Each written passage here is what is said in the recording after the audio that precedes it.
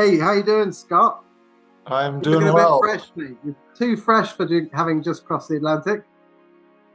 Yeah, it was an interesting crossing. It was tenuous at times, but it was a walk in the park and others remarkably. We had fantastic weather coming into Halifax, which I've been told is unheard of. So we came into Halifax under blue sky and an easy breeze.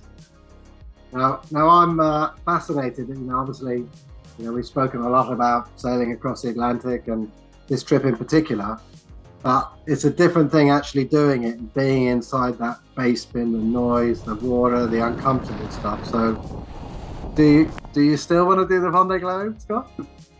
Remarkably, I do. Yeah, I do. I'm not sure I want to do it in a foiling boat, and yeah, there's lots of stuff I'm still uncertain about, but nothing has scared me away quite yet. Oh, fantastic. Well, it sounds like you had all sorts of conditions. What was the toughest you had? Well, we got a real kind of like welcome to ocean sailing as we left the English Channel and started to cross down the Bay of Biscay. We were welcomed by a gale and saw winds of 35 to 40 knots, 4-meter waves. Having only been at sea for a few days, so that was a quick welcome to ocean sailing. It was great though. The seasickness medication helped a lot, and the boat. So you weren't sick? I wasn't sick. I was feeling gross for a fair portion of the trip, but I wasn't sick. So I'm going to count that as a win. Oh, definitely. And I'm going to ask you what one thing I think which I've certainly always felt, but what it feels like to sail on one of these boats in the ocean. Were you impressed by the speed or the power, or what? What do you think? Yeah, I mean the boat is super impressive. It's so powerful.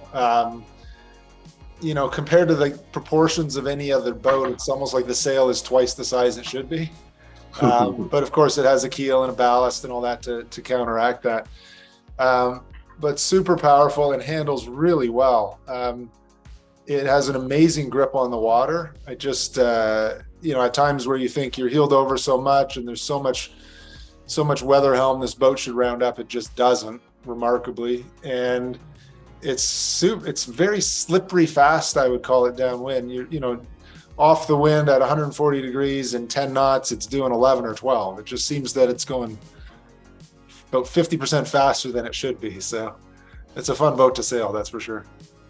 Very good. So you've arrived in Canada, into Halifax. How did that feel, arriving into your home country with Canada Ocean Racing for the first time?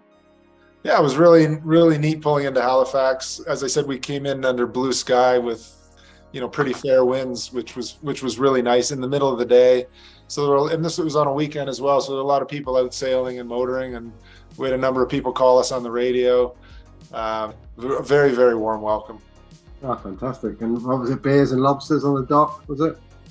It was beers and pizza on the dock and donaires. So didn't get to the lobster quite yet, but I did grab a couple lobsters and bring them home. So they made a great dinner the other night. Oh, great. So obviously I'm going to be out joining you in the boat in the coming weeks. What's the plan for Canada Ocean Racing over the next month or so?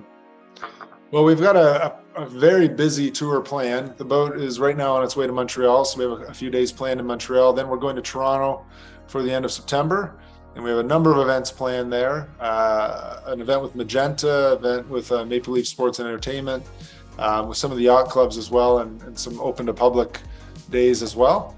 And then we're back up the St. Lawrence to Quebec for a couple of days, and finish it off with a trip to Halifax and some events at the yacht club there for a few days, middle of October.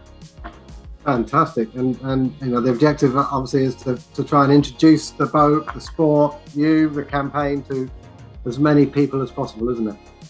Yeah, we want to let people know what we're doing and introduce them to what we're doing, and hope that they follow the journey. I think that it'll be a fun journey to watch play out, and I think we're aiming to put Canada on the stage in solo ocean sailing, and really want to inspire other people to stretch themselves and sign up for stuff that they're uncomfortable with, and I think they'll be amazed at what they can do as well.